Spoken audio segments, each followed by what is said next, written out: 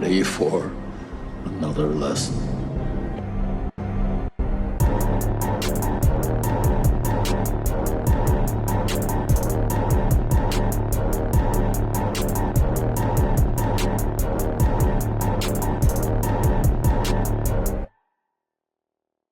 What's up, everybody, and welcome back to Back Row Banter, your favorite casual movie talk podcast. I'm one of your hosts, Adam Schwartz. On this week's episode, we'll be talking about the movie The Thing. But of course, before we get to any of that, I am joined today by not real Nathaniel Gingrich. I'm not real. That mother back there is not real. That was about me. A lot of people don't know that. Yeah? You're just not telling us that? Well, this is my coming out moment to internet stardom. I was the one that was not real. Glad you finished that thought. For a second, I thought you were going to end it at, this is my coming out moment. And I was like, wow, this is not how I thought this podcast was going to start. No, sorry to bait any of our listeners there. It is not that time. Not that episode. Not that episode. Stay tuned, though. Stay tuned. You never know. Bit of sizzle. Yeah. We'll put it behind a paywall on Patreon. yeah. That's that's our pay to get that. You got it. Yeah, that's the Patreon app. That's the Patreon app. Check back in at Pride Month. We'll see. Also joining us today is Crazy business plan. Yeah, for real. Tattered Ty, Tyler Vidalis. I'm all tattered. That's all I got. Makes sense. All right. Yeah. Some tattered clothing mixed throughout this movie. It's all I could think of with the T. Yeah, off the for top sure. of my head. Yeah. How you doing? I'm good, bro. Yeah. How's the fall treating you? Your favorite season? It's well known for a long time. It's been pretty good, man. Pod. I've been getting Leah's been pretty busy all week between work and cheer, and they got a comp season that we're kind of in the swing of, but also football's still happening because the high school actually has a pretty good team, so they're doing their first playoff game tomorrow night. Oh, okay. Shout out. Yeah. So yeah, man, I've just been able to kind of come home and watch movies, and been going out on walks like pretty much as soon as I get home. So like sun's still up and get a nice little walkage in, and yeah, man. Just, Nice, dude. my shoes are getting tattered from so much walking. There you go. It's the long walk. Love to hear Yep. it. Yeah. So Rounding out the squadron over there, we have big buddy system BlakeHolder. There it is. What's going on, fellas? A movie that's lacking the buddy system a little bit. do you have your exit buddy? Yeah. Is that don't tell me. Oh, that's Finding Nemo, right? Yes, it Yeah. is. When Squirt. they're in the yeah. EAC. Yes, Mhm. sir. You gotta Coo- rip coo- it, roll it, and punch it. Shout out Squirt, man. Cuckoo, we're out in the big old blue. Mhm. Mhm. While we're on turtles, I guess I'll tell this. I don't know if I've ever told this on Ooh, podcast. big turtle When I was a fact. child, big animal guy had a pet turtle. He died, and we rest in buried peace. him. Well, I was a child. I'm sure my parents supported to the extent they could, being parents. But we buried the turtle in our backyard. Like had an actual funeral for the turtle. Hell yeah. Dug him up, dug a hole, put him there. Put the Did you dirt put him in a back on box it. or anything, or just bare? I was so bare young. turtle? I don't know. Okay. I don't know. I was gonna say, did You he know, like But I when he passed? Did he retreat into the shell, or did he expand out of the shell? They, I don't know, brother. And at that What a time, question. I was Wow. so young and so devastated. I almost Sure. can't put that enough. oh, I can't emphasis even on it. imagine. Right, like coming home from school, went to the tank, and I was like, "Oh man, He's just upside Like down. just starts having fucking flashbacks. So is that That is was that like terrible. your introduction to death? Yeah, I was gonna say. no, that's a good question." I mean, 'Cause I remember I would say mine. it's one of the first stepping stones. I would say. I lost a grandparent when I was young too, around that age, Okay. like around like 7 or 8. So I was I don't gonna know say- what was first between those two, but I'd say this is definitely the first stepping stones of me like oh my God, something I really like died. Like, let's bury it. This Turtles, is what I'm supposed to do. turtles feel rough on that too, because like you almost get it like tortoises. You assume they're gonna live for a long, long time, but maybe And like I was young, but like I don't know how long they would live. But I was like, from what I knew, I was like, this guy's gonna be with me for a while. Not, yeah, lifelong you know what I mean? pet. Not 27 days. Yeah, man, terrible. RP, Yeah. RP Franklin. RP. That's what I named him. Adam, you said you definitely rememred your introduction to death. Well, We're not skimming past that. yeah. Oh no, yeah, sorry about that. A When little I morbid. was like, I would have been like 5 or 6. Maybe between like 5 to 7. I don't remember exactly what age. We had like a close family friend pass away, and who I don't remember too well, but I Sure. remember my older brother was like very upset about it, and I just was too young to really understand fully. And so his Yeah. analogy to introduce the concept of death to me was, do you know how in Super Smash Bros. When you fall off the stage, well, you don't come Sure. back in life. Yeah. you don't respawn. And I was like, what do you mean? You don't have like Yeah. 3 lives? You know what I mean? Like, yeah. So I just remember that being like my introduction to the concept of death is you don't Interesting. respawn. Super as Smash if it's in Bros. Super Smash Bros. So yeah. But speaking of Interesting, animals, yeah. though, do you guys see that like Iberian lynx that came out? That some photographer got a closet? picture of. I did not see that, but those not out are of the very closet. beautiful animals, though. Well, no, it's like an albino one. It's like, gotta find it now, and I sent I it to you didn't see guys. It that. was all over my It's Twitter feed today. I mean, there's a hideous. good chance it's It's AI. albino. I have no idea at this point what's real, what's fake. But let's see, a white Iberian lynx. That sounds cool. Yeah, look at the again this. Oh, I found it here on Euro yeah. News. Now, a lot of like news sources are reporting this. So, I mean, hopefully they looked into the AI thing before, more than I have. But a lot of people are reporting about this. It's a crazy looking animal. It's like mythical looking. Yeah, lynx are very pretty. Yeah. I'll send this if I can log in. Oh, it looks here, like he could group me. like he would tell me secrets after I passed like Right. a series of riddles. Someone was like, he for sure speaks. I can't prove it, but I know he talks. Yeah. Yeah, it looks like something out of like Suzume, like that, like For sure. That's the My, cat, I had like that's the cat. a buddy growing up that had a lynx pelt on his wall. He was his wow. dad had hunted one up in Alaska. He was also from Alaska. I don't know how to feel about that. that. Should be said. That was it was his, growing up. Not like, oh, I'm gonna go. Me and Billy Bob are gonna go hunt a lynx up in Alaska or something like that. Yeah.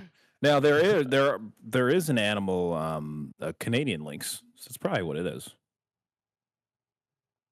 You'd have to imagine Canadian lynx are in Alaska. They don't. You would think, yeah. Yeah, I don't think same. They don't region. follow. Don't think they're worried about continental borders. boundaries. Yeah, they don't need Yeah. transports. They don't have No. a visa. Yeah. Anyway, I'm not here to talk about lynxes, although I wish we were. This is a movie They could have podcast. put a so Canadian lynx in this movie. It would work. Could have. They could have. They could. Yeah. I mean, they could set. What's stopping them from setting it in the Alaskan wilderness? You know what I mean? Like Thing 3. that's isolated. the enough. other pole. Thing 3, the thring. The thring. Yeah, there we go. Yeah, I think that plays. Blumhouse's own. Coming next Yeah. fall. Jordan Peele's Yeah, The the Thring. thring. That's sick. But it's just the number 3 and then ring afterwards. Yeah. So you don't know if it's a Yep. thing movie or a ring movie. Ooh. Is it Ring 3 or is it Yeah. The Thing 3? No one knows. No one knows. Come get your ticket to find out. Turns out it's a crossover. There you Ooh. go. Yeah. Haunted anyway, aliens. Bring. Yeah. Bring. Wow. We've got options.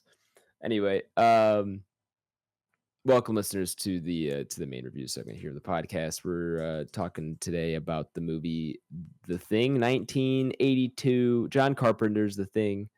as I do have to clarify since there are 3 true. versions. Yeah.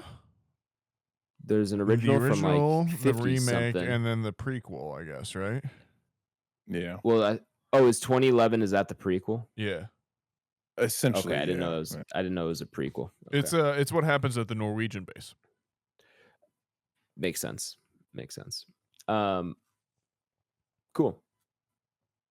This is, I guess, number 2/1.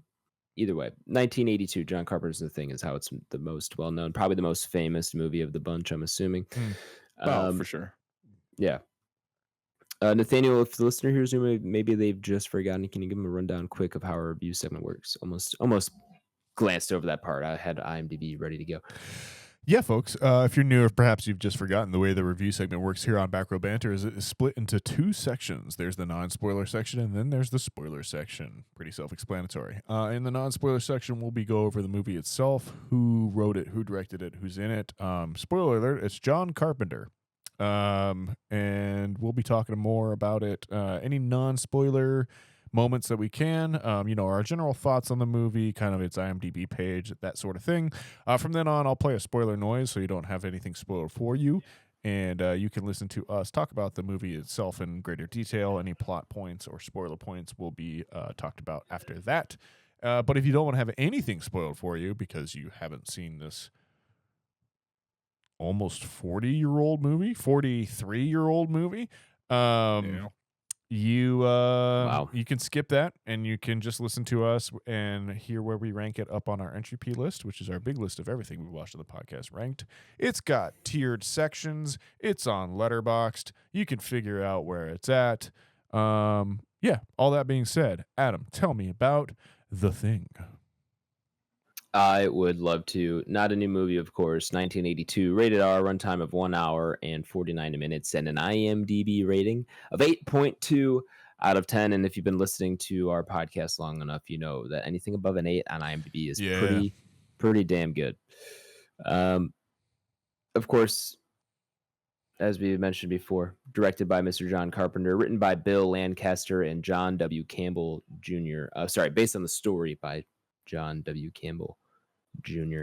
The cast includes Kurt Russell, incredibly young Kurt Russell, Wilford so much Brimley, hair. T.K. Carter, so much hair. Kurt Russell's beard too. So much hair. He's still got the beard. It has a full foot wider than it normally is in this movie.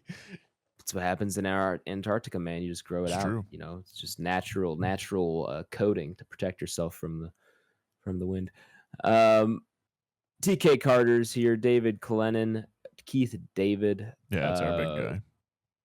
Yeah, that's Wilford Brimley. guy. I would say would be the other one that people would know. Yep. I'm gonna leave it there. There's definitely some other cast members here, but that's I feel like the main characters who are getting most of the screen time, I would say. I would say also Thomas G. Waits, who gets quite a bit of screen time as well. But anyway, the IMDb summary reads as follows.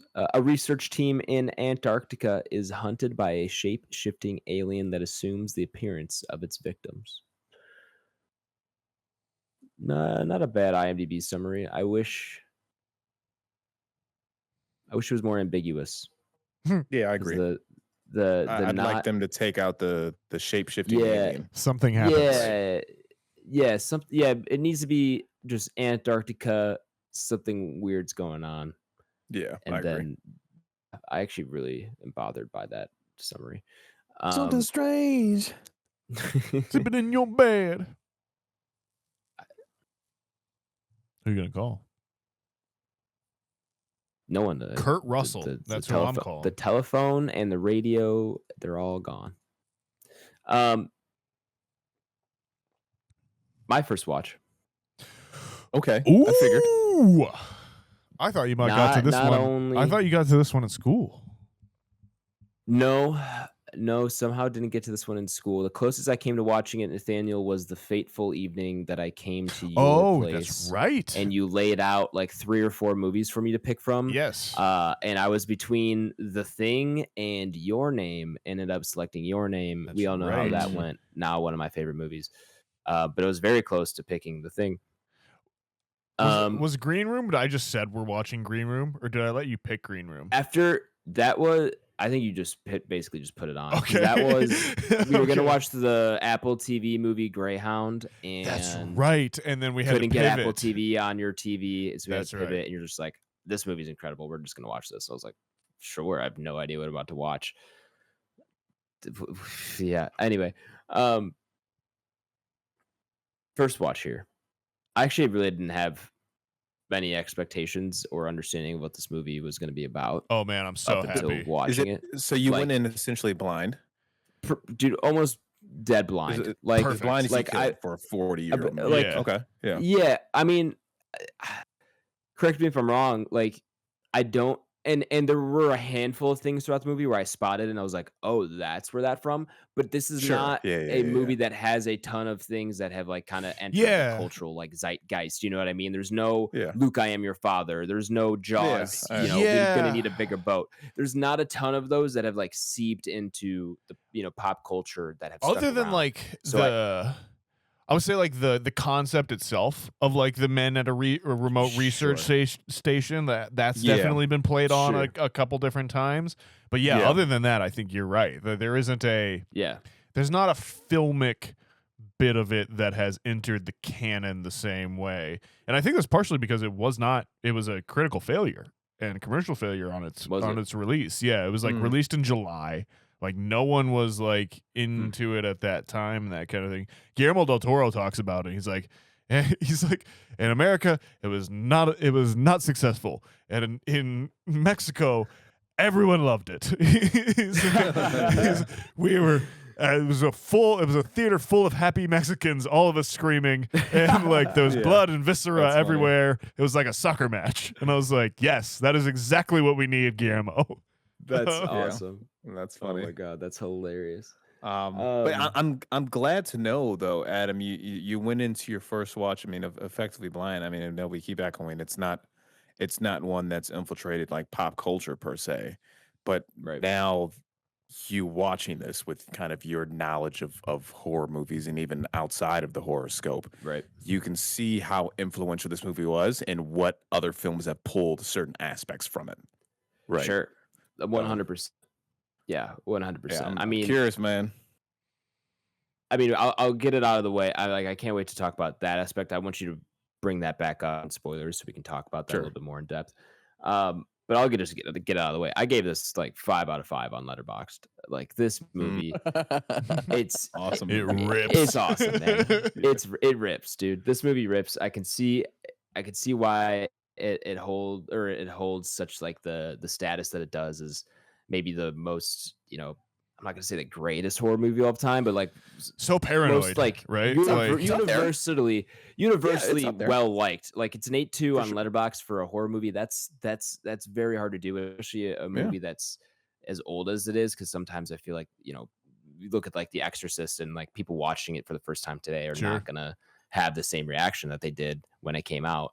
Yeah, of course. But this is one that like you watch it with my roommates, and one of them was turned off by it just because of how old it was, and it's a horror That'll movie, happen. and he didn't. Yeah, and that'll happen. Like I understand. Obviously, I'm on record on this podcast. I've previously retracted the statement, but saying that I yeah. don't Anything particularly before enjoy 19 movies before like 1979 or whatever I said, which I again retract.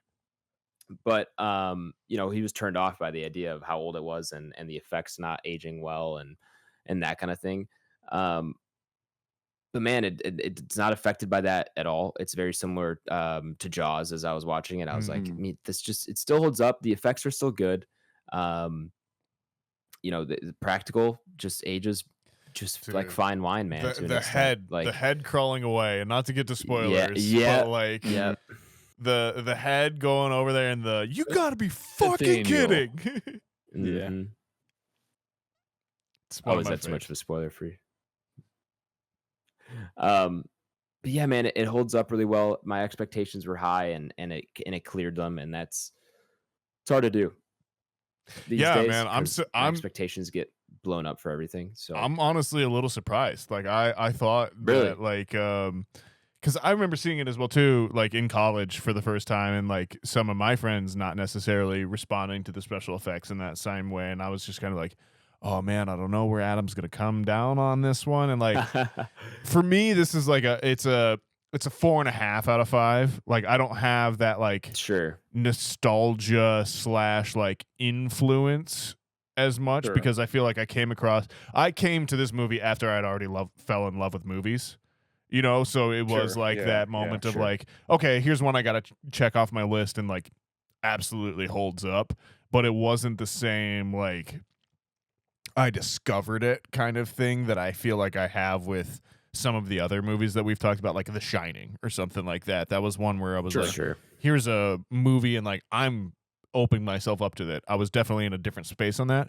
But like, yeah, I mean, you talk about just John Carpenter at the height of his powers, you know, Kurt Russell also right there, and then just the Rob Bottin effects are just fucking unreal. Like the Mhm. dude was 22 when he made those special effects. What? Yeah, he was 22 years old, drove himself to exhaustion. Like had to be clinically put in the hospital because he was working on it so hard. And Stan Winston came in and finished off, I think, the dog effects as well too, basically. Yeah.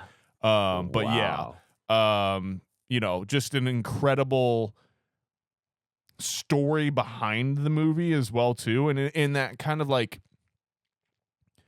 it's so calculated. Like everything about this movie is like, hey, I want to make this, and I want to make it with these people, and I want it to have this message, and that's so rare in like our current movie landscape where it's like, we've got an idea for a movie, we think, you know, it's going to pull in X amount of people and they're going to be happy about it, and we're going to make this amount of money and probably maybe something like this on the back end kind of thing. And like that's so different as a business proposition to like this movie, which is so, we're telling a story, homie. We're telling this event, and like it's so, I think like because it's so isolated, you feel like the crew went into that as well too, and like by all accounts they did in some ways. But yeah, it's just it's a true, they don't make them like this anymore kind of movie in some ways, you know. Yeah. No, you're absolutely right, man. You're absolutely right. I mean, I can't. I'm not gonna say it would be impossible for that to happen, but like a studio would not put that much effort into special effects these days. Yeah. No, I think You they know, said it was just- $15 million for special effects, and that Yeah, was the man. highest any special effects had been, or any special effects budget had been up to that point. And I know, like I referenced the 100 Scariest Movie Moments a lot on this podcast, and that was a thing that was very formative for me. And John Carpenter is actually interviewed during that for The Thing, which is like 30 or something like there on that. But he talks about like, he's like, The Thing was my opportunity to just go wild with special effects and to show things that I hadn't done before, basically. And he said, I think he said he was talking to Stephen King, and he was like, if you can, like, the cliche is in Hollywood is that you never show the full monster. Like it's always in shadow, like your Jaws or your something like that. And he's like, but if you can show them something that's so crazy that they haven't seen it before and it will make an impression on them, then you'll like knock it out of the park. And John Carpenter's like, well, I'm going to try that then. And basically that's what he did, more or less. Yeah. Big fan. Definitely recommend. I'm going to kick it over to Blake. This one for me was also like the quintessential, in some ways, older brother movie. Is that also that for you? Yeah, I'm even when I was watching, I was trying to go back to remember the time I first saw this, and I don't I can't put a date on it, right? I mean, if I had to bet, I'm gonna go like high school, late high school, early college would probably be my first viewing. Probably somewhere at home. As my dad's a big movie guy as well, as we've talked about before. Um, So yeah, I think that's kind of where this came to me. Then as well as me kind of just reading up on the horror genre and things that were influential, right, and then how the genre came about. And just kind of deep diving into my movie knowledge. But yeah, nonetheless though, so yeah, that's kind of how I am with this one. And absolutely, man, this movie is one of the greatest horror movies of all time from a practical effects standpoint, from a where we're placing the characters, right? The world building, right? This movie feels cold. It actually looks like they're in certain locations, right? And it goes without being said. This the reason this movie is so good because now with the the knowledge we have of current horror movies and how they've kind of just extrapolated out over time, we always complain about characters in horror movies making bad decisions just to progress the plot. And this movie is one of the Yeah. first few movies that I can recall. I remember watching at a time where like your your characters in the movie are actually very smart and are making the right decisions. And like that makes a horror movie that much more rewarding to watch. And you're not just watching people sign up to be right like death dummies. I Um see. I there some moments yes, some moments not, You and feel like some Sure, they, like some yeah, they characters more figured than it others. out too fast? No, more so just like people. Like I said, people going off on their own when they don't need to be. Sure. I hear you. It still happens But to some extent, I mean, right? that's gonna But happen. It's a horror for movie, sure. whatever. For sure. I agree. It still happens to some Well, and extent, they're but for the most But part, to I your feel like point, they're you know, pretty grounded. the logic in of like the characters figuring out the, you know, Yeah. I mean, we're not in spoilers yet, but figuring out how things are, you know, working and stuff like that. Mhm. Very intelligent in that way, like the conclusions they're jumping to and that kind of thing. And real fast. the way the way the story's laid out, they're definitely making some smart decisions. Yeah, absolutely. And yeah, so that's just kind of how I feel about this one. So, I mean, in short, love it. One of the most influential horror movies of all time. Um, Similar to Nathaniel, though, I don't have the true nostalgia tied to it. So for example, like I don't have the true nostalgia tied to it like how I do for Alien and Mhm. Xenomorphs, right? Maybe just because they haven't done enough world building on it, to my knowledge. There may be other material right out there covering it, and other media, but so that it kind of lacks a little bit in that department for me. But yeah, overall though, I love this movie. This is one I would recommend anybody who's getting into the horror genre. Once you kind of get your ankles deep, knee deep, this is one like you have to you got to check out, right? John Carpenter, one of the founding fathers of this genre. So that's kind of where I'm at. Brief thoughts. Obviously, we'll talk a lot about spoilers and character decision making, special effects. This movie has one of the best, I guess you'd effectively call it jump scares, right?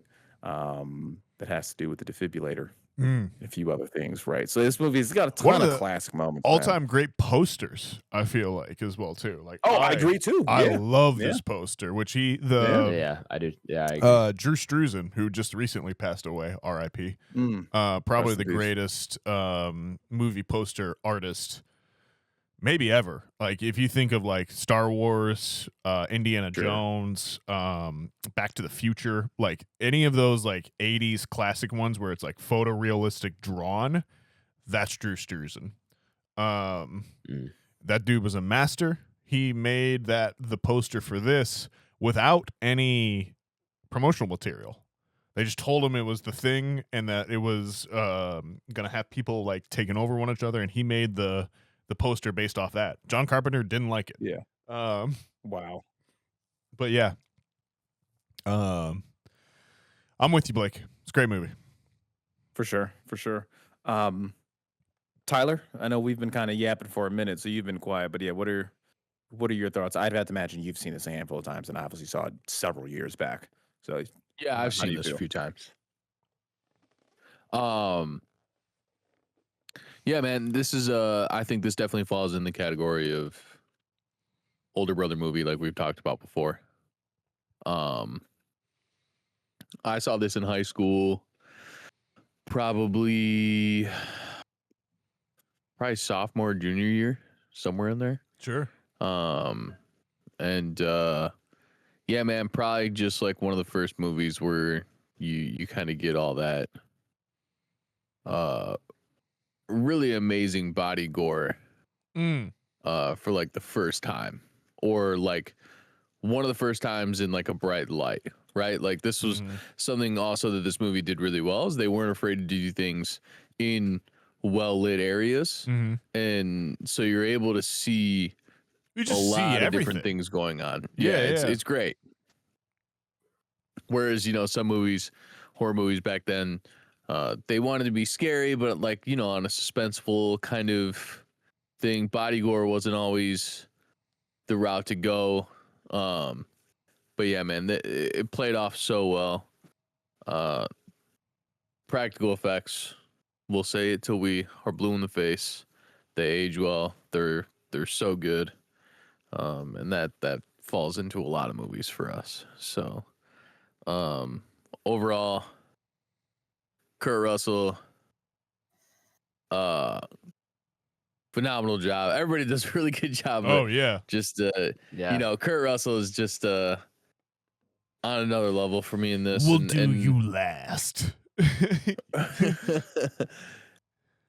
Yeah, he's it really just gives me, I mean, one of the cool things too that Blake said, this movie does feel cold, right? Like it's so cool to have that effect and to be able to feel that through a screen or, you know, a picture or whatever. So they just did so many things so right with this. And then one of the other things too is just like, I know we talked about like set design and everything like that, or I know somebody touched on it. It might have been Blake again. But yeah, dude, just overall design, you know, everything that's going around in like the little research lab, all the computers on the walls, you know, all the little things, all the details are just so good. And then costume design, just awesome, dude. The fact that like Kurt Russell's fucking like four brim, like the way that the cowboy hats flipped up on all four sides, like nobody's ever seen that before. Just really cool stuff. They're always wearing plastic see-through goggles, which like aren't going to do anything for you in the winter. Like if anything, they're going to break in like that kind of temperature. So it's just it's good to see, like, you know, just kind of making a movie. Clearly all the movie was spent, or all the budget was spent in like one area, so they had to kind of figure things out in other areas. So just a great feel overall. Anybody who says this movie sucks, you suck.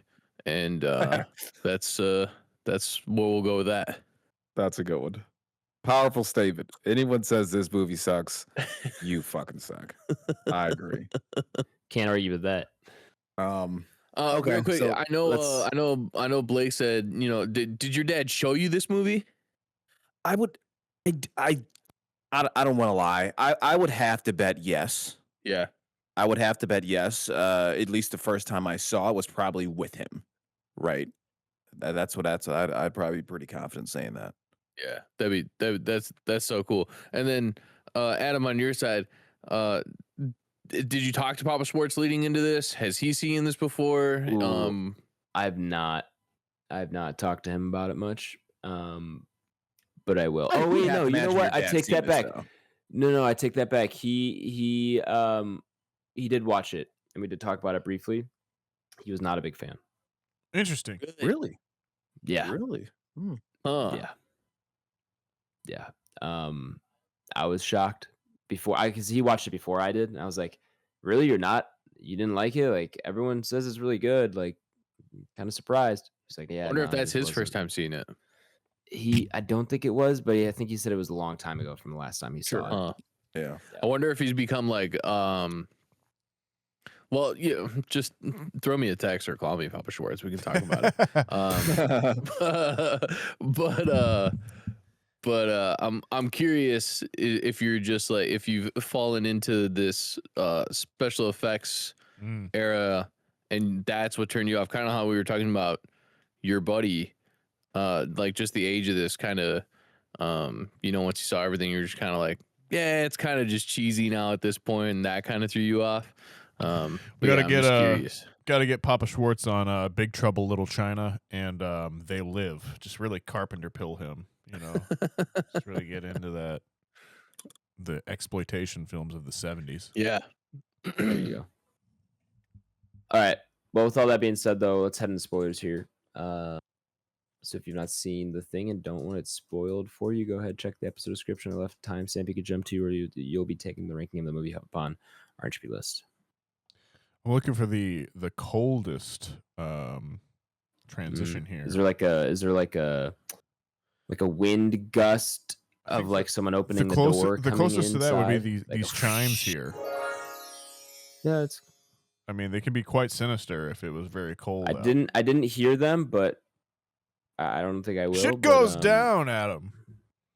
All right. So I this can't is hear just them, just fucking yelled into the mic. Shit goes down. So really, this is just Among Us the movie. All right, it's not original. It's Where do you think Among Us got it, bro? Where do you think they learned it from? Oh my god. Yeah, it was funny thinking about that. I was like, this is just Among Us. So Man. in the It's not IMDb a trivia, legal. it says it's one of the things is like the very popular Among Us game is based off this movie. Hilarious. Can't confirm that's in there. Yeah. Wow. This movie slaps, man. It's all about paranoia, right? You never know who's who. Yeah, You never know for sure. what's happening, who's a thing at what point they could have been a thing. Like they very clearly go out of their way to make sure that you don't trust anyone. Like even the Kurt Russell character, there's a lot we could say that would say that he's not who he says he is as well at certain points of the movie. Yeah. I guess post the blood test, everything's a bit different, but it's still, yeah, it's just an exercise in tension, in distrust, and in like crazy special effects. The you got to be fucking kidding me is still one. I think that's my favorite line of the movie. Just the guy, that just popped up. I got it going right here on the screen next to me. Yeah, Off my Xbox. Yeah, that just popped up. it's just yeah, absolutely. Like, what else would you say at that point, man? Oh yeah, Like, for sure. Yeah. it's real. The dogs. We got to talk about the dog snout, like Insane. banana peel shit. Like, it just steps into full on special effects right away as well too. Yeah. And it doesn't hesitate. Me as a viewer in 2025, I was like, how the fuck did they get that dog to pull those fucking bars down, man? Like, what did we do? Like when it's like snapping at like the like cage bits and stuff. It seems like it's so cold essentially that the fence is breaking in that Yeah. specific area. And then they're like spraying the dogs with the stuff that's coming out of the thing. And I looked it up, and apparently that's the that substance is the same stuff that they fill Twinkies with. So it like weighs nothing, but like it just like looks good on TV and that kind of thing. That's so funny. Yeah, it's wild movie. Also, the sound. Love the sound in this as well too. Where like, especially when they first find, I think it's not Fuchs, but maybe Bennings out in the thing, and he's got like the outside, and he's got the long arms. And then he kind of like turns to them and gives the weird echoey scream and stuff. That's definitely one of the ones that I remember from my first. Yeah, sounds like a wretch or something like that. For the first watch, I was just like, "What is happening, man?" Like, yeah, some good stuff. Some great stuff. They do a good job of like faking you out throughout the movie too. Once it's kind of established of like, you don't know who you can trust, you don't know who's real, who's not, that kind of thing. They definitely do a good job of like making certain characters act suspicious in certain scenes, or just like pointing you of like, well, it could be this person. Like, look how they're behaving. Clark, this person. I think, is how they're behaving. Clark is the one I think of in that, who's the dog kind of like handler kind of guy a lot. Then, Kurt Russell shoots him, and then it's revealed that he's not a thing, obviously. But right, which they glaze over pretty quickly. Yeah. Whatever. That guy. He's like, well, I guess that makes you a that guy. murderer, and then he just doesn't even acknowledge it. He's just Yeah. like, whatever. Well, we have to acknowledge that Keith David's the coolest guy on the planet. Like, I mean, he's up there. Dude, and that's one too that I haven't seen this in a while. I think this is like his first like mainstream role as well too, to be honest. Sure, with you. I wouldn't doubt it, and I hadn't seen this in long enough to. I always knew it was Kurt Russell was the lead, but when I just put this on the other day, I was like, "Holy shit, that is Keith David!" Yeah. like it was one of those Young Keith realizations, which David, is too. always fun to have when you're Yeah. watching a movie. He doesn't quite Yeah. have the voice yet. He's No, like he's still exactly, working exactly, into it. Yeah. He's not quite old enough to have the awesome voice yet. Yeah, this is a young Keith David for sure, 20s. Also, just immediately was like, I never want to go to the Antarctic. I Yeah. don't want to be that cold, man. Yeah. Yeah. For sure. And I think what takes this to the next level, in my opinion, and obviously Adam just saw it for the first time too, so you're kind of going into it blind. But when you've seen this a few times, what takes it to the next level is like they also see how much world building they put into the thing, like in the monster itself, and how like deceitful the monster is, and how sometimes it's willing to disguise itself, sometimes it's willing to show itself in a different form. Sometimes it's willing to help look for other pieces of itself, Yeah. right? and kind of disguise. So it's very in depth, right? They did the right thing, and honestly, I should do some research on that to see if there is other source material on this. Do Tyler and Nathaniel, do you guys know that any of that or no? So the original story is there's a short story or a novella called Who Goes There, which I believe this is there's some differences, but it's pretty close to. So the original remake changes a lot from the book, and then the original adaptation, I should say, excuse me, which is directed by Howard Hawks and is a classic in its own right. And then there's the John Carpenter basically recreation, which is much closer to the book, because the producers were like, "Hey, you should take a look at this," and he was like, "I don't want to do that." And they're like, "No, read the book and see how different it is." And so he did, and that's part of it as well too. And that's, I think it's just a great example of an adaptation, but it's a great adaptation example kind of thing of like how you take something that is for the literary world and like adapt it to film and like still retain the themes and maybe the message of the book, but not necessarily do like a one-to-one translation a lot. Yeah, I mean, adaptations, I have such a different perspective on them, and I forgot which course in college that I was taking that kind of discussed this, but the word adaptation, like it's so perfect for what it is, and like I think a lot of the times people want a one-to-one translation of a book to a movie. It just doesn't exist. That's impossible. Yeah. It just doesn't exist. They're different mediums, they're different forms of art, you know. The way you write a book, you know, the way you can tell that story, it's just not possible to do that same kind of thing in movies. You know, with books, you're getting a lot of internal dialogue and internal thoughts and actions and things happen just at different pacing, and you can slow and speed up time as you want in books and that kind of thing. In movies, you just can't replicate that in any way. So you're adapting. You know, the audience has a general feel of how much time has passed, like just to even tie on to your time side of things. Like they're like something that takes 3 pages of description to describe can take 3 seconds on film, 3 right? seconds To show. Yeah, exactly. It's just it's a completely different thing, and that's where the adaptation side of it comes in, right? Right. It's that I'm taking this thing and I'm converting it to making sense for the visual world. Right. Now, how familiar are you with this original source material? I haven't read it. No? No, unfortunately, I have not. And I haven't seen the original movie either. I've just seen Me neither. The remake and then the prequel In as well, too. 2011. Yeah.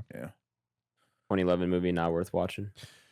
I mean, I think it is. Like, if you're having a good time, it's worth sure. throwing up and, like, having on in the background with some buds or something like that.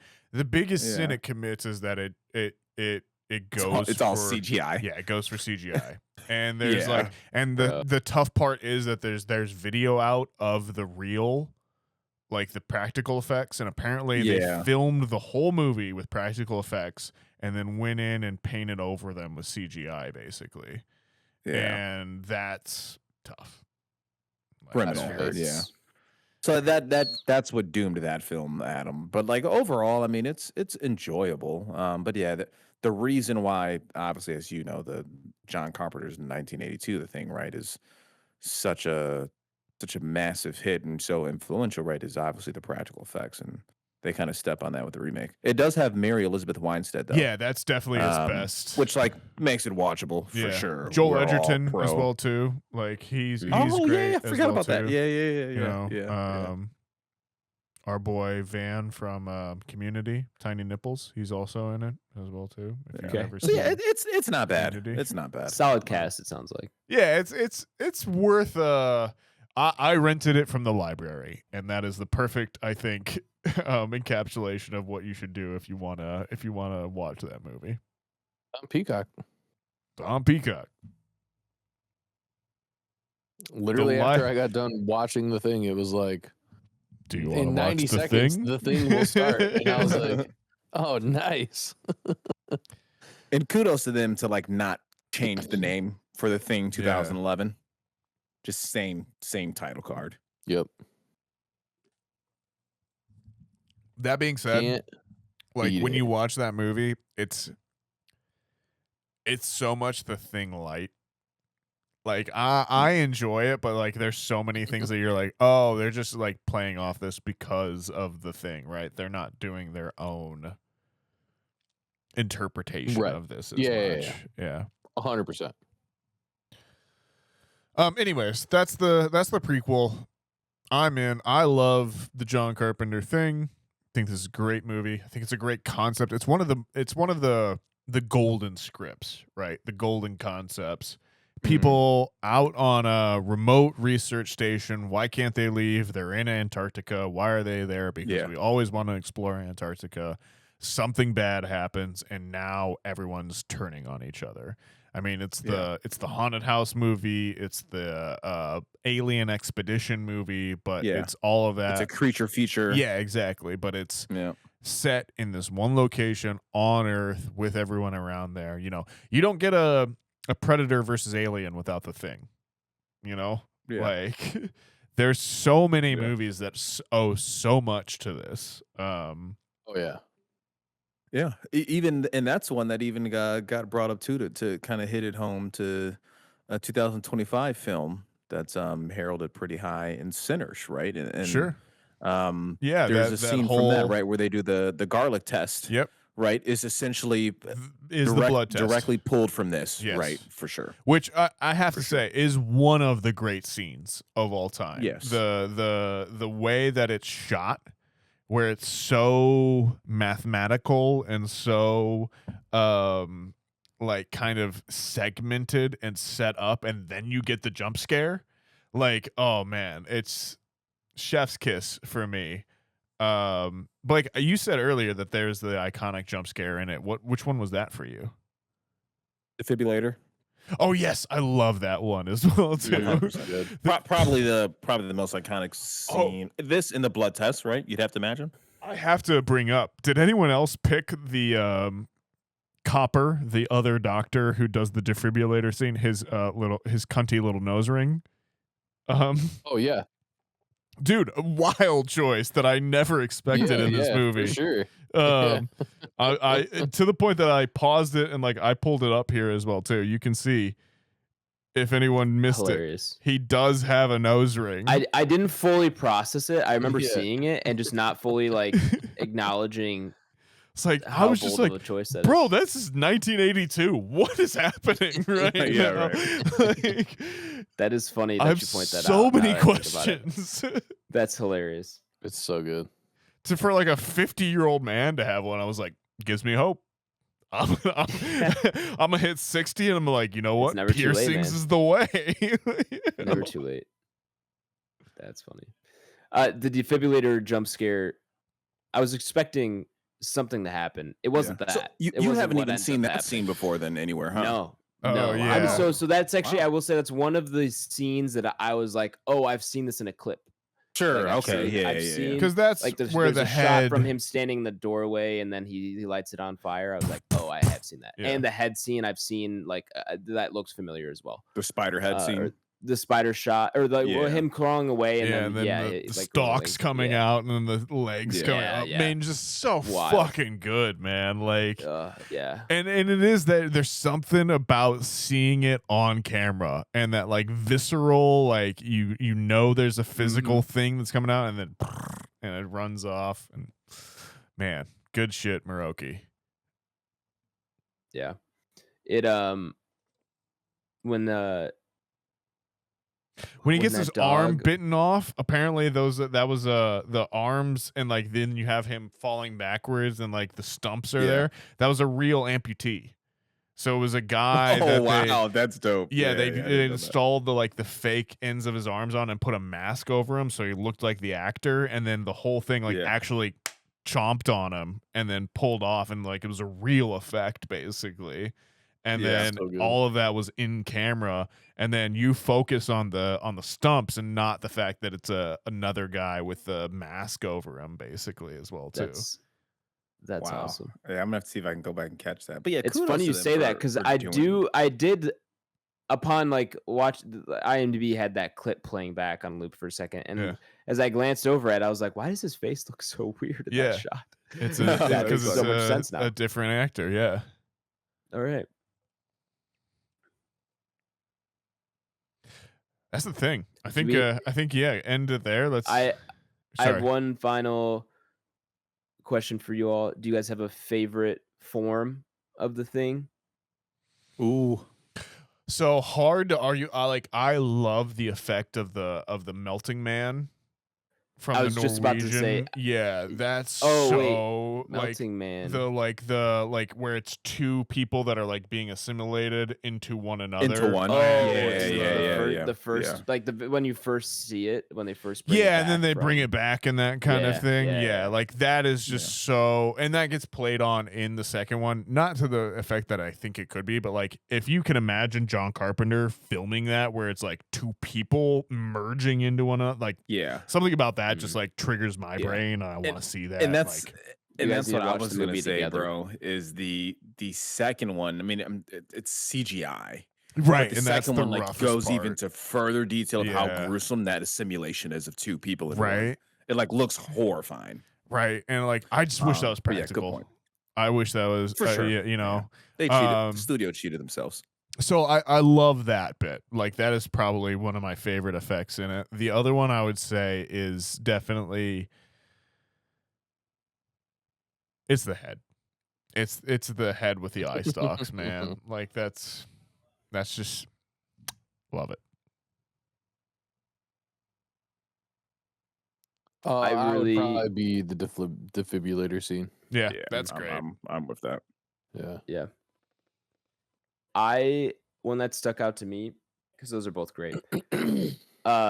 The kind of towards the end when they are in the generator room and he's like face sucking, he's like Dementor face Yeah, sucking and him he's got with his hand hands and like in. and he's got his Yeah. hand over his mouth kind of too, and he's kind of Yeah, yeah, and then yeah. and then later he's like dragging him across the floor. I don't know Yeah. how.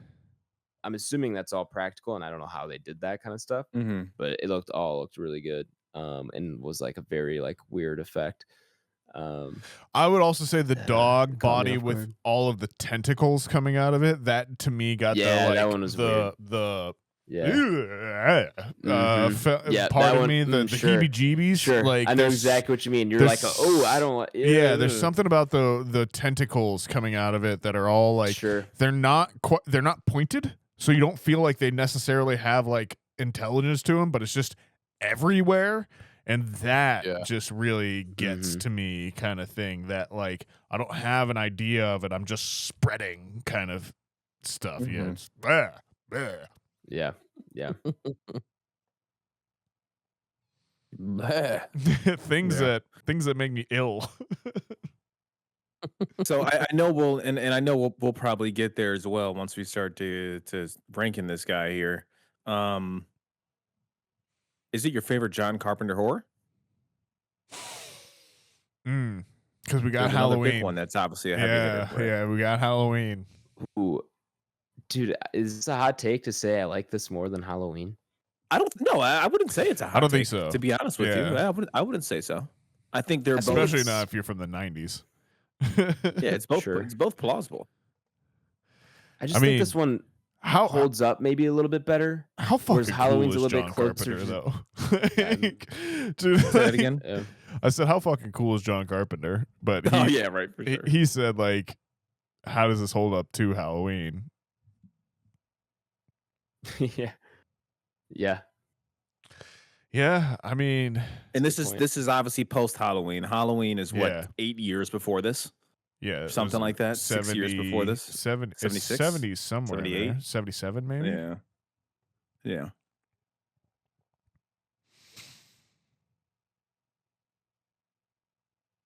Yeah, man, I'd probably pick this over Halloween. Okay. All right. Yeah, John Carpenter is one of those filmmakers that, like, I don't know if I'd want to. Like, I don't think I'd want to go to like a talk from him, but I'd fucking love to have a beer with him. Like, you know what I mean? Like, I feel like I get more from that. Like, I would learn so much by having like an actual interaction with him rather than like a prepared talk kind of thing. Sure. I don't know enough about him personally to Thank you. say, but Lion I King hear- reference I for hear. you, folks. You're I mean, just from a naming standpoint, John Carpenter, one of the great names out there. Elite Sure. name. I would give you that too. All right. Well, are we ready to rank this? I think so.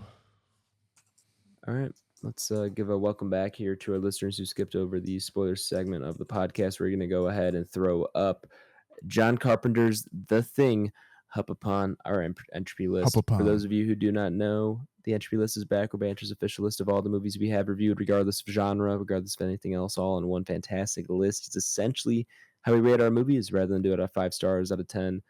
Whatever it is, we throw up on the movies and see how they compare to one another and see where they fall into our new little tiering system.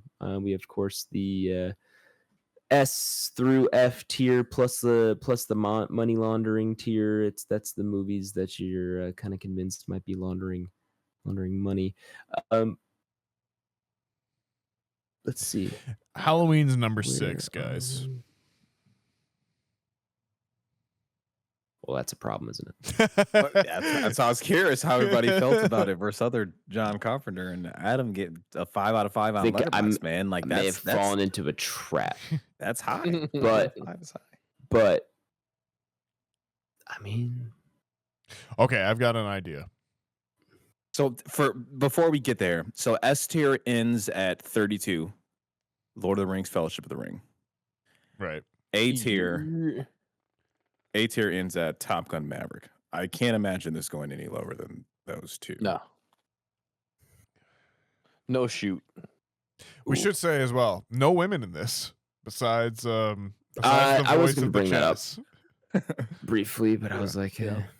But they do have diversity for a 1980s movie. There's not one It's black true. character, but 2 black characters, It's true. right? that is true. So That is true.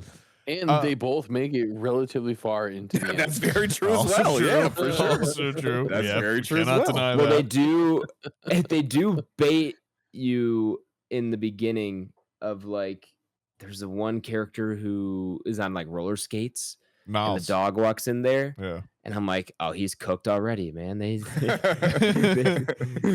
was like, what the hell? Okay. gang.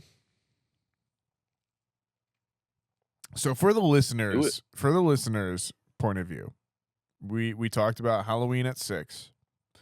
Other iconic horror movies in that kind of top 20 or so. We got Alien at 11, or Get Out at 10. Got Jaws at 14, and then we got Midsummer at 20. I think I am in between most of those, and I'm going to put this at number 12. I'm going to put this below Alien, and I'll put it above Spider-Verse. That's across the Spider-Verse, but that's also above Mad Max and above Jaws, which if anyone knows me, Jaws is like top 3 all-time movies for me ever. So that's saying a lot. That is saying an absolute ton. But like I also I believe in my horror fan heart of hearts that like if you were gonna say, hey, top 5 horror movies that like you need to like talk about, Alien, this, and Jaws would all be on there as well too. And I'd even throw The Shining and Halloween in there too. If those were gonna be on that top 5, like that's a great top 5 to have. Yeah. So yeah, that's where I am. I'm gonna be below Alien. I'm gonna be above Across the Spider-Verse. And that's gonna put me at number 12. Which is crazy. Like, let's all talk about the fact that like we haven't been in the top 15 for a while. Last one to go, top 15 is what? Probably Mad Max, which was maybe spring. Is that spring this year? Yeah. That was 190, episode 191. So that was over a year ago. Jesus Christ, I'm way off. Yeah. But that is the. I was gonna say I don't think you're off at all. We did Episode Jaws last recording year. Okay. Right, like recording period year. We did Jaws. Jaws is episode 207. That's the most recent one in the top 15. Yep. But that was almost 50 episodes ago. 50 movies ago. All right, Nathaniel's at 12. I'm gonna back it up. I'm gonna back up what I said. I like this more than Halloween. I'm putting this at 6. Hey-o. You're a fine ass woman gonna back the thing up. It shall be done. Adam doubled down. I'm doubling down. He's standing on it. I did take a beat. I was like, am I really about to put it this high? But I'm comfortable putting it up there, man. I really, really am. I think this movie's that. You know, I saw the 5-star on Letterboxd, and I was like, "Hey, my man's coming swinging. I'm ready." And it didn't take me long. When I pulled up Letterboxd, I was like, I might just give this a 5. And Hell I didn't yeah, think brother! About it twice, and I still haven't. I was a 4.5 and a heart, which I feel like is a Is a 5 that's a hearty, for anyone. That's a hearty 4. Which is essentially a 5. Yep. Yep.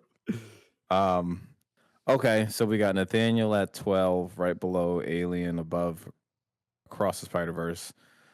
Adam's 6, so right below Hereditary, above Halloween. I think I'm kind of in the same ballpark. As I said earlier, too, one of the most influential horror films, right? Definitely a pillar.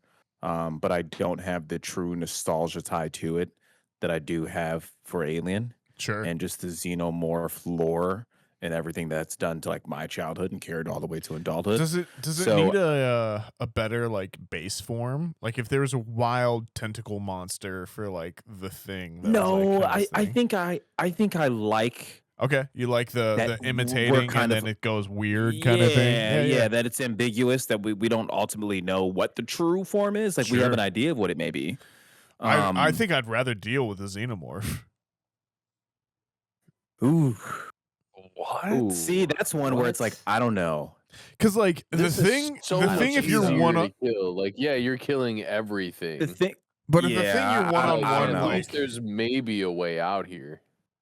I guess like I would come across a xenomorph and be like, that's danger. I need to be on my guard kind of thing. But like the thing I wouldn't know until my best friend turns and starts like throwing a tentacle at me kind of thing, you know? Yeah. I guess I hear you on that. Out of an ass. Yeah, But it's- exactly. yeah, right. I hear you on that. I'd but be more scared with an alien. I feel like, you know. I think all of the extra curricular, for lack of a better term, involved with xenomorphs makes me more Yeah. terrified. Like we learned we could just fucking, shock them. like face huggers and eggs, and We just tase a them, lot bro. of their stuff is like a lot of sexual innuendos and how it's like forced entry in areas. I think I would rather just unfortunately be assimilated by don't know. the thing monster. Hey man, we don't know with the thing monster. It could be. It That's could true. be. We don't know. We don't know all the lore. He could be. He could be he or she. violating you too. For sure. Yeah, I agree. But yeah, to get back to ranking here. So yeah, I think that's kind of where I fall. Or I think that's my hard cap is going to be Alien, and ultimately, I'm going to echo Nathaniel here, and I will go below Alien, above Across the Spider-Verse. So I'm going to go 12. I'll match my boy. Hell yeah. 12, 6, 12. Tyler. 1738. 6, 7. 23-19, brother. We got a 23-19. 2319. Yeah, this is tough. I mean, the world is yours, right? I mean, if you want to, if you feel like this has to break the top, 10, you got to obviously, you have to sacrifice some of your babies. You know what I mean? Kill your darlings is the.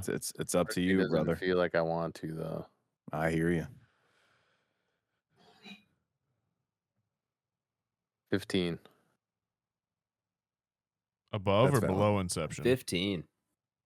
Above Inception, below Jaws. Fair. That's valid. I I was gonna say objectively there is a floor here. Yeah. And I was gonna say Inception was the floor. We're like I think it has to be there or above.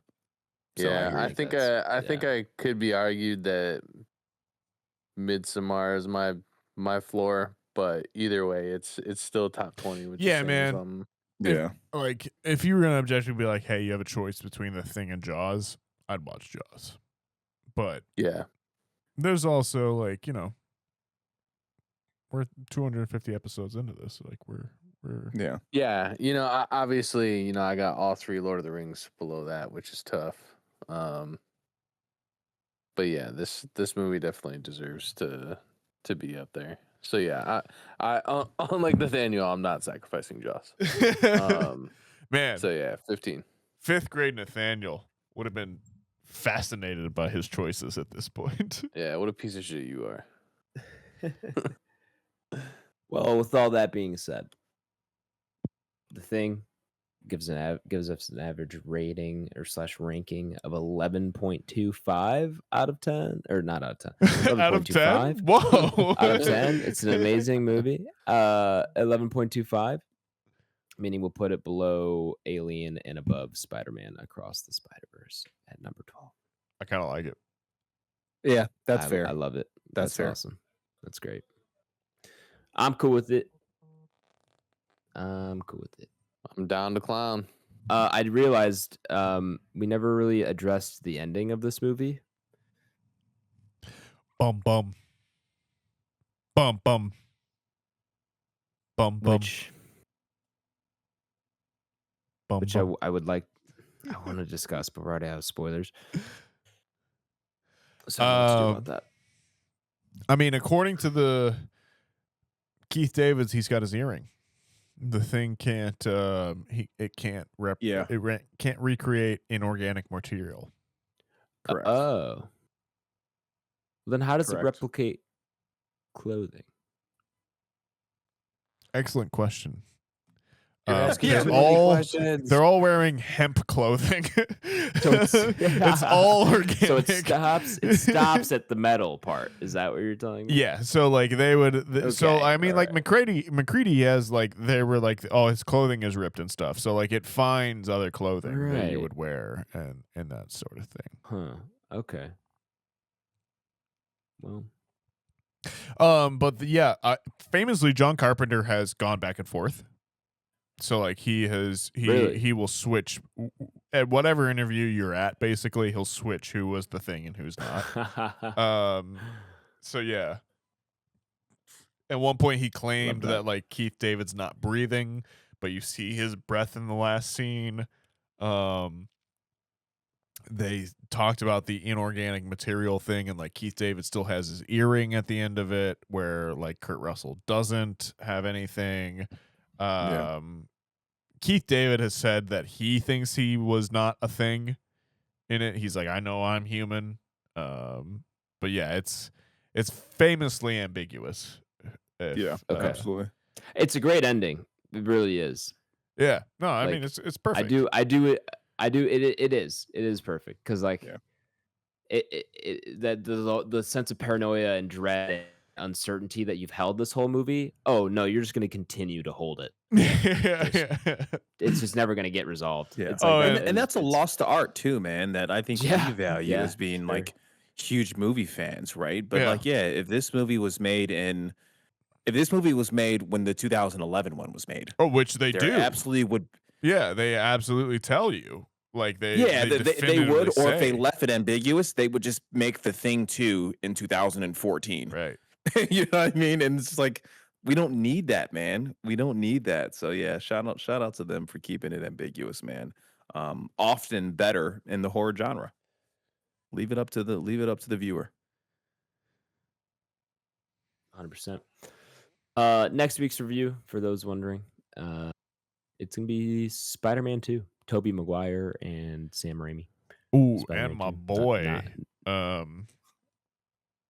what's his Alfred name? Alfred Molina. Thank you. One of the best superhero movies ever made, actually. I agree.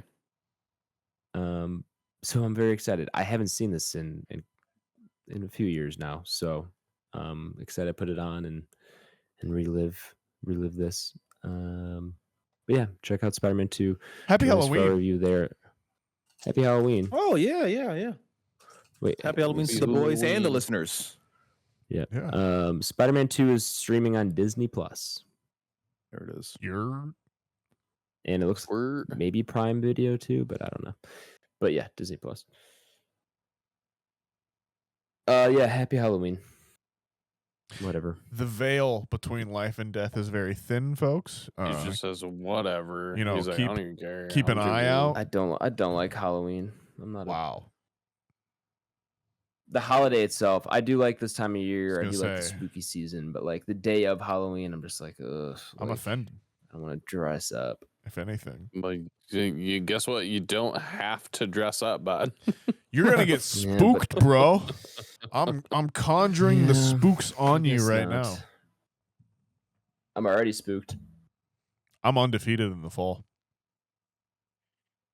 Are you? What does that even mean? It just means I can't be beaten. Okay. Even if I lose, I don't. We have win. time for some what we're watching. Does anyone have any big noteworthy items? I had a thing. Hold on, I had one for what we're watching. He had a thing. I had a thing. It was not the thing. While you figure out what your thing was, I saw the Bruce Springsteen biopic.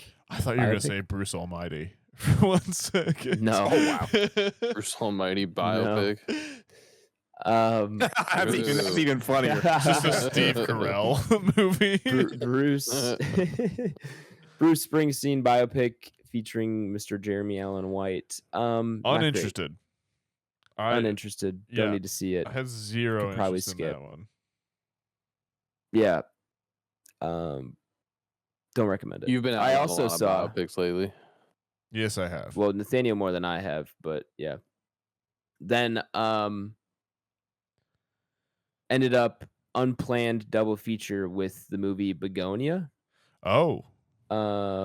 Interesting choice. Yeah, we went to the movie and we were gonna go see Springsteen, and then as we're going to the theater, we see like a lady at a table outside of a different theater, and she's handing out like Begonia merch and like a Begonia t-shirt and stuff. Hell yeah. And we're like, hey, like, how do you get the shirt? Like, the shirt's pretty cool.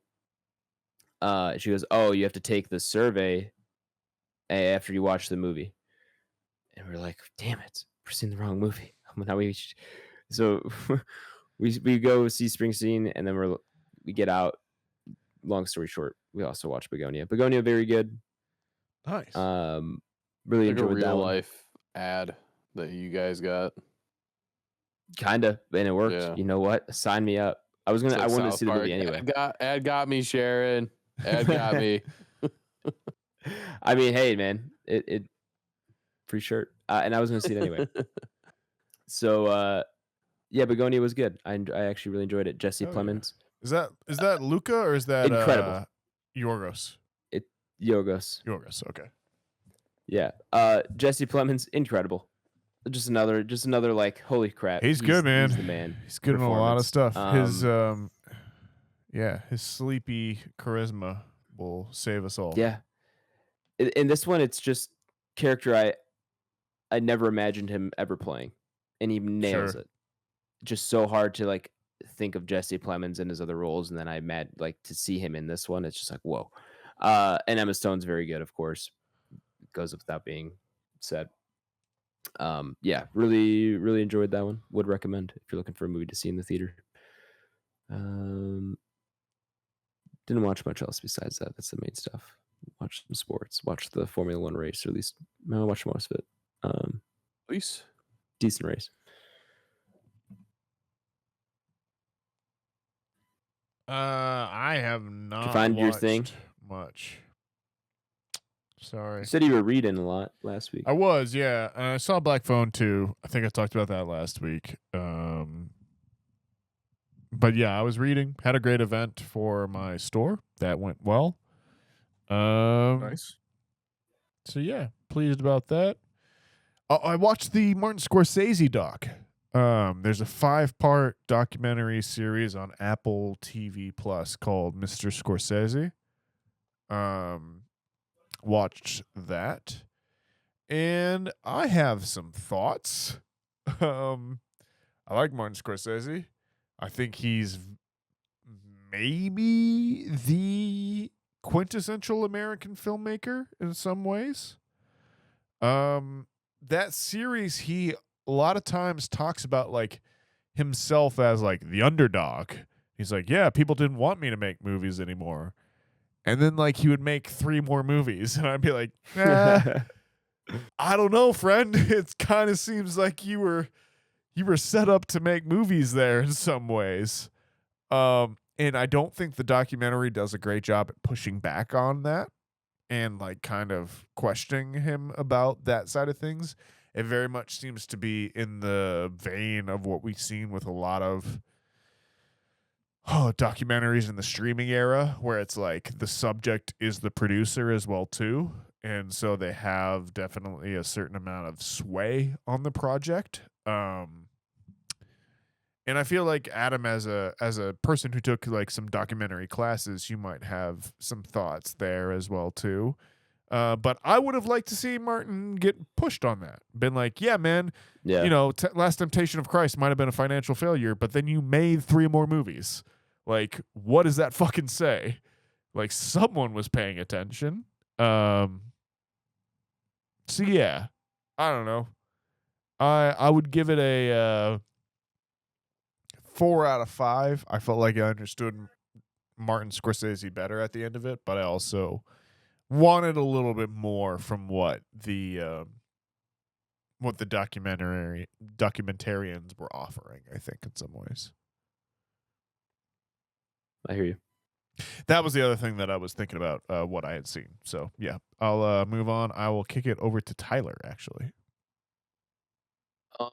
Honestly, I haven't really been watching a ton. I told you guys I had my quarterly business review, so For it's sure. like everybody who's anybody is in town, so kind of prepping for that and you know, doing all that stuff. So really didn't watch a ton. Football on Sunday, race on Sunday.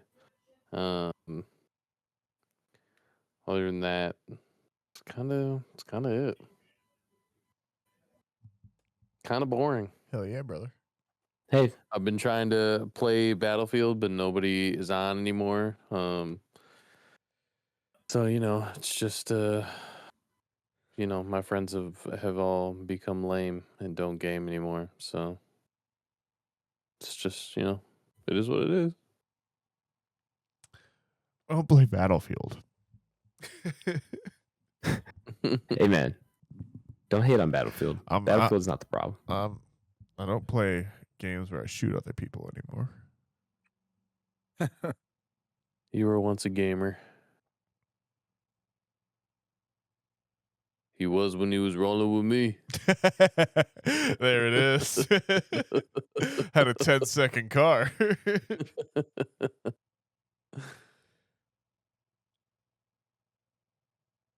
But yeah, that's all I got. So Blake, Adam, what have you guys been watching? I'll kind of wrap it up here. I think Adam, you went right. Yep. Okay, yeah, I'll kind of wrap it up here. Just kind of following up or finishing up, I should say, my horror October. Got to a classic that I've never seen before that I always wanted to get to, and that was The Town That Dreaded Sundown. Oh, hell yeah, brother. Yeah, got to that one. I've always Tuscaloosa? seen the movie poster back no. to like say it Texarkana. again. Texarkana is where it's at, or something like that. Yeah, basically, yeah, it's on the Texas and Arkansas border. Yeah. Texarkana, something like that. Texarkana, that's what it is. Yeah. So yeah, got to that. Pretty interesting. One I've seen on a movie poster going back to like Blockbuster days. And Yeah. every time I've been on like Tubi and Shudder Sure. and everything since like 2015, right? Just never sat and watched it and finally got to it. So went in blind, didn't really know much, kind of similar to how Adam went into The Thing.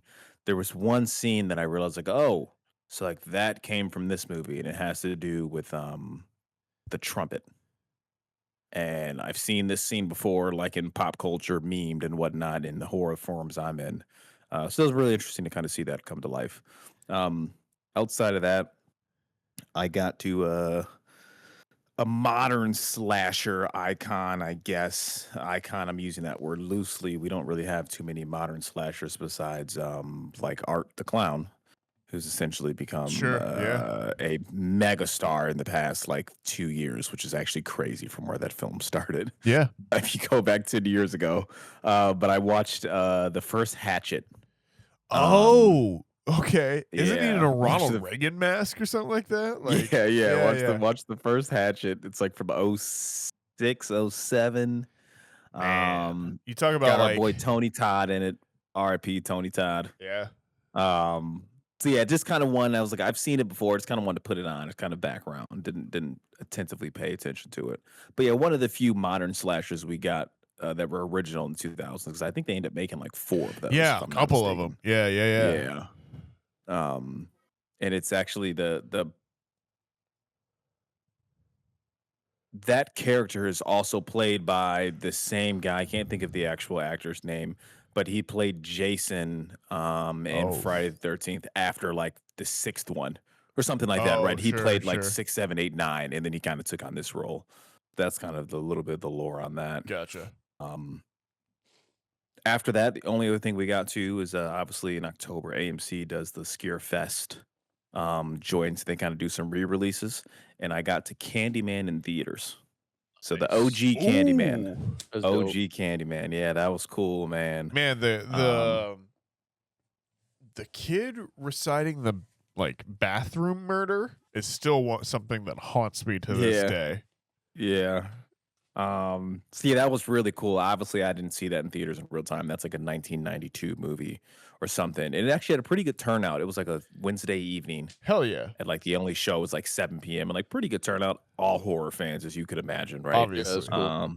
But cool to see, man. It's a Chicago horror movie. Yeah, that's kind of You're seeing the skyline, you're seeing the Willis Tower, you're seeing all the stuff they're talking about, right? Whacker, genuinely, like I feel State like Street. It's awesome. that's one of the few pure Chicago horror movies, right? Oh, 100%. Like yeah, it just that's like really Chicago is. through and through. Yeah. Cabrini Green. The students go to like, UIC. Yeah. And everything. Yeah, it's dope, man. It was really cool. The like that opening shot where it's all like from top down, but it seems like it's just like 90 into the suburbs or some kind of thing. Like, yeah, it's just it's good stuff.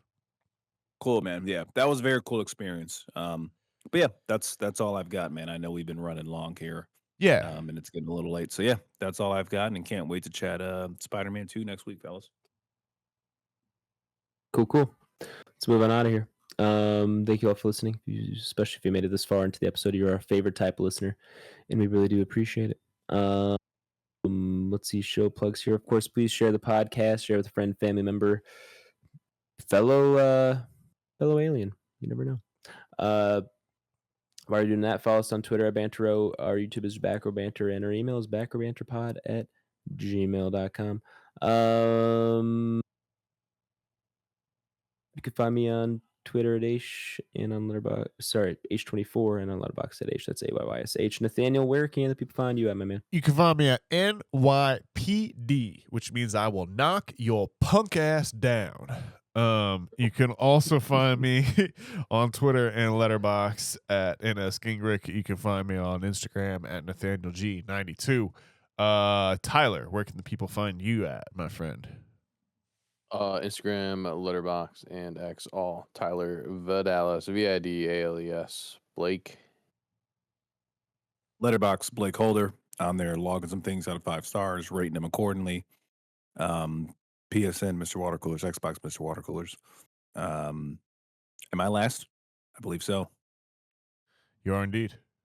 Sounds good. Tune in next week, Spider-Man 2. We're trying to get back here on a consistent schedule here and kind of recording weekly, so should be good. One of the better superhero films we've had. So we'll BRB, and thanks for the support.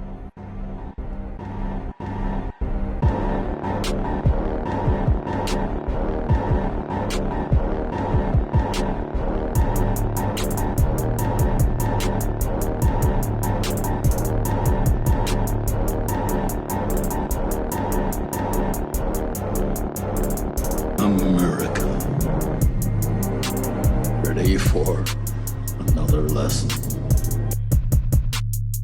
Yeah, real quick here before we do kick off, and while we're on the recency bias of sports, and I try to pride myself, as we were just saying, in like not being recency biased.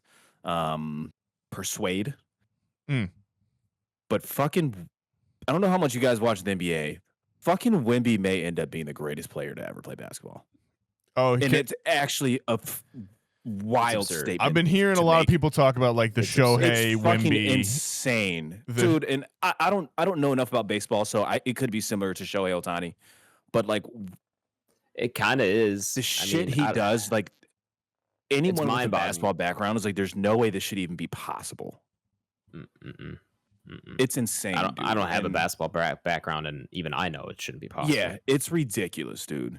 It's yeah, and I'm kind of willing to say this is year 3, Wemby? I don't even know if it's a hot take. This is year 3, and I don't know if it's a wild hot take, but if he can stay healthy, it's if he that's stays going to be healthy. the thing, right? I don't think it's up for debate if he stays relatively healthy. Like I think by the time he's got to stay healthy for at least like 10 plus years, I would say. And he's a 7-footer.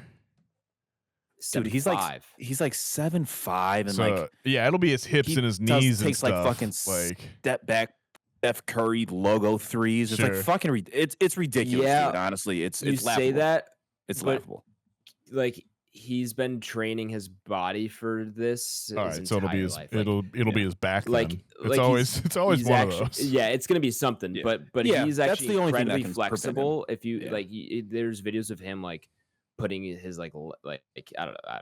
He just very flexible, very nimble person. Yeah. And so hopefully he stays healthier than most people at that height can stay. Yeah. But that's going to be the biggest question for him. Yeah, but it's always if he stays healthy for at least 10 years or most of those seasons, like I don't see how there's any argument that he's not the greatest basketball player of all time. Like, and just that's watching some of the stuff he does. That's a crazy statement that we're in year 3, and it's like, if he were to stay healthy, like I don't really think it'd be up for debate. I don't know if he's going to win 6 championships, right? Like all those things take team accomplishments, pardon me, and whatnot. But I mean, as far as just like it does seem individual skill set on the court, like I don't know if we'll ever see anything like this for a very, very, very, very long. I mean, I can't imagine it getting any like. Well, who's the other? Isn't there like a Chinese kid or something that's like a center that people are excited about as well too? Oh, I forgot. It could be. I'm name. Not sure. I'm not super familiar with like prep. Yeah, but I don't think they're Hansen or that's something, not. Right? They're not. It's something like that. And yes, people are excited about him, but I don't think Sorry, he yeah, no, has the I hype was that that's Wemby has. kind of a different But thing. yeah, there's a Chinese prospect. I forgot where he signed to. be Sorry, what? honest. He's Portland, I think, right, or something like that. Like maybe. Yeah, maybe. I think that I think it was like a West Coast team. my point being, as a basketball layman, it feels Sure. like basketball has become more competitive over the last like 5 years or so, where it's like you don't have singular players like carrying a team the way that like LeBron used to be able to get his team to the finals just on his own for 10 kind of years thing, straight. right? Yeah. Now it's kind of like we can get you to the finals, but you won't win because of that, because there'll be another team that has 2 of those people or something like that. Like that's what it feels like nowadays. There's more parity because the talent level has risen so much, where like the floor got higher and the ceiling and you started didn't getting get much higher. You got know what like I mean? those dudes And from so like your Lucas, your sure, you have who's a the lot other more the international Serbian players coming friend in. Jokic. Yep, yeah, Nikola like Jokic. that level is much higher, where those guys can be like Sure, to that. you have that as well. You have a lot more international players coming in that have different skill sets and are able to play in the NBA in different ways. But it's also just like, your average bench guy is just a better player today than he was 10 years ago. You know And that's what I across mean? all And so, sports, though. Yeah. You know what I mean? Yeah, Like, sure. yeah. Sure. for sure. So in basketball, it's like, you look at the last 5 years, and that's why I didn't watch basketball for such a long time. It just felt like every year everybody knew who was going to go to the finals before the finals even happened. And in the last 3-4 years, it's finally been like, I don't know who's going to win this year. I don't even know who's going to make it to the Eastern or Western Conference Finals. It's like I could be any of these teams, because the super team kind of went away, where it became, because there's less parity, or there's more parity and like more talent in the league. The super teams, you need depth now more than ever. Like the super teams were great because it's like, the Nets are a perfect example, because 3 or 4 years ago, when I first was getting into basketball, the Nets had Kyrie Irving, James Harden, and Kevin Durant. And you're like, Right. well, they're going to just win for 3 years or for the whole time. And it's like, oh, no, that team was actually, they didn't play a ton at the same time together because they were all so injured. And then that was when Kyrie was going through his little Kanye moment. And he's done what a 180 that guy's done for his reputation. Sure. I thought there was no coming back for him. But yeah, the Nets had the dream super team, and they didn't do anything. And they're a great example of that. And I think that's going to be like the last big super team we've seen. And I say that, and now we have Luka Doncic and LeBron James on the same team. So we'll see what happens there. But to that point too, they lost in this second round of the playoffs last year. So yeah, you just need depth now. Like the single player is, like, basketball is still a sport where one player can dramatically change the outcome of a game and the direction of your team more than almost any other sport. But that doesn't necessarily translate to championships as much as it used to. Yeah, I agree.